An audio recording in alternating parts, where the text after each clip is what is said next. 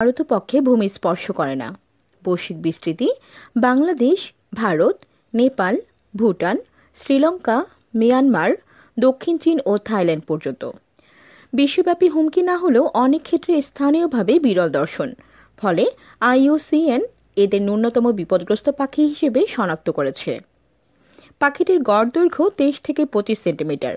স্ত্রী ও পুরুষ পাখির চেহারায় সামান্য ভিন্নতা আছে। মাথা আসমানি ধূসর, মাথায় 2.5 সেন্টিমিটার উঁচু সবুজাভ নীলঝুটি, পিঠ আসমানি ধূসর, ডানা লম্বা সূচালো কালচে, নিচের দিকে ধূসরাভ, লেজ লম্বা ও দ্বিখণ্ডিত। পুরুষ পাখির মুখাবয়ব লালচে বাদামি, আর স্ত্রী পাখির মুখাবয়ব ধূসর, গলা ধূসরাভ, দেহতল ধূসরাভ সাদা, চোখ বাদামি কালো, ঠোঁট কালো এবং যথেষ্টই খাটো, পা কালচে। যুবাদের রং ভিন্ন। ঝুটিয়াল বাতাসের প্রধান খাদ্য কীটপতঙ্গ ও পোকামাকড়। গোবরে পোকার প্রতি আসক্তি লক্ষ্য করা যায়। এদের প্রজনন মৌসুম মার্চ থেকে এপ্রিল। অঞ্চল ভেদে ভিন্ন। গাছের ধ্বংসাবশেষে ওরা বাসা বাঁধে।